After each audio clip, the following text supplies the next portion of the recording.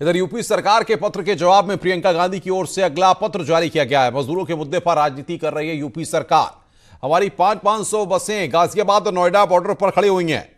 बसों को लखनऊ बुलवाना राजनीति है। बसों को लखनऊ बुलवाना अमानवीयता और गरीब विरोधी मानसिकता है। देर रात 2:10 पर ईमेल से जवाब दिया गया। प्रियंका गांधी के निजी सचिव संदीप सिंह ने अवनीश अवस्थी को जवाब भेजा है। और बातचीत करने के लिए अनामिका हमारे संवाददाता हमारे साथ जुड़ रही है। अनामिका, ये पूरा मुद्दा अब सियासत के केंद्र बिंदु में उत्तर प्रदेश में आ गया है। फिलहाल सरकार का स्टैंड क्या है इस पूरे मसले पर?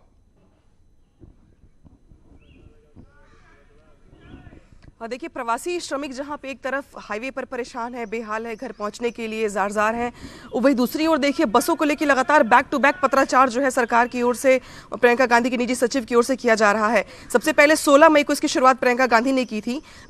सबसे पहले प्रियंका गांधी ने 1000 बसों का लेटर लिख करके, वीडियो जारी करके ये अनुमति मांगी थी कि हमारी बसें बॉर्डर पर खड़ी हैं, उनको परमिशन दी जाए ताकि मजदूरों को लाया जाए उसके जरिए। उसके बाद 16 मई के बाद कल 18 मई को सरकार की ओर से दोपहर में पत्र लिख करके ये जवाब दिया गया कि आपकी बसों को अनुमति दी जाती है, आप हमें बसों का डेटा उपलब्ध करवाइए जिसमें कंडक्टर का नाम, ड्राइवर का नाम, सब कुछ डिटेल दी हुई हो। देर रात होते होते प्रियंका गांधी के निजी सचिव की ओर से ईमेल के जरिए जो पूरा का पूरा आंकड़ा है बसों के ड्राइवर का, कंडक्टर का, बसों का नंबर, सब कुछ उपलब्ध करवाया गया। लेकिन ठीक रात 11 बजे सरकार की ओर से एक और पत्र जारी किया गया अवनीश अवस्थी की ओर से। उसमें ये लिखा हुआ था कि हमें आपका ईमेल के जरिए डिटेल मिल गई है, लेकिन उन बसों को लखनऊ के जिलाधिकारी को दे दिया गया है। कृपया करके उन बसों को लखनऊ के वृंदावन सेक्टर 15-16 में ला करके खड़ी किया जाए ताकि उनका इस्तेमाल किया जा सके। उस पर 11 बजे के बाद रात 2:10 पर निजी सचिव का यह जवाब आता है कि जब बसें गाजीपुर बॉर्डर या फिर अलग स्थानों पर खड़ी हैं तो उन्हें खाली बसों को लखनऊ में लाना बसों के ऊपर राजनीति है।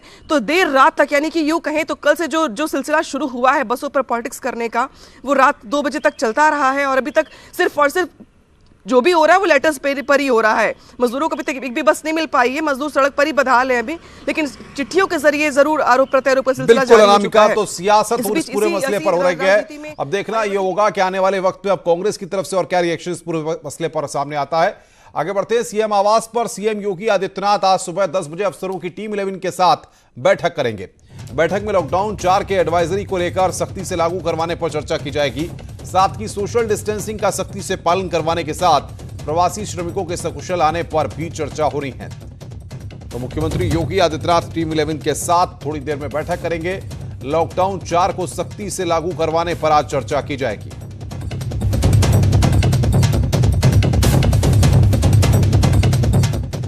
यूपी सरकार ने लॉकडाउन के चौथे चरण में नई गाइडलाइंस जारी कर दी है, जिसके अनुसार उत्तर प्रदेश में अब बाजार अलग अलग दिनों के हिसाब से खुलेंगे। ऑड इवन के तहत दुकानें खुलेंगी। ग्रामीण और नगर पालिकाओं में कंटेनमेंट जोन को छोड़कर सभी दुकानें खोली जा सकती हैं। नई गाइडलाइंस के मुताबिक सोशल डिस्टेंसिंग के साथ दुकानें खुल सकेंगी। हालांकि शहरों में साप्ताहिक बाजारों को खोलने की इजाजत नहीं होगी। सब्जियां सुबह 8 बजे से शाम 6 बजे तक बेची जा सकेंगी। होम डिलीवरी की अनुमति के साथ रेस्टोरेंट, मिठाई की दुकानें खोली जाएंगी। मिठाई की दुकानों में सिर्फ बिक्री होगी, ग्राहकों के बैठने की मनाही है। दुकानदारों को भी मास्क पहनना जरूरी होगा। स्ट्रीट वेंडर और पटरी व्यवसायी अपना काम एहतियात के साथ शुरू कर सकते हैं। लॉकडाउन 4 में कंटेनमेंट जोन को छोड़कर औद्योगिक इकाइयां शर्तों के साथ चलती रहेंगी। शाम 7 बजे से लेकर सुबह 7 बजे तक आवाजाही बंद रहेगी। 4 पहिया वाहन में ड्राइवर के अलावा 2 लोग बैठ सकते हैं। 2 बच्चों को बैठने की अनुमति है। प्रदेश में यात्री वाहनों को चलाने की भी अनुमति नहीं है। इंटरस्टेट बसों को लेकर राज्यों के साथ सहमति के आधार पर बसें और यात्री वाहनों के लिए अभी अनुमति नहीं है। इसके लिए अलग से आदेश जारी होगा। नोएडा, गाजियाबाद में दिल्ली के हॉटस्पॉट एरिया के लोगों के अलावा अन्य लोगों के आने जाने की छूट होगी। उत्तर प्रदेश में शादियां भी होंगी। सरकार ने बारात घर खोलने के आदेश दे दिए हैं, लेकिन शादी में सिर्फ 20 लोगों के शामिल होने की अनुमति होगी।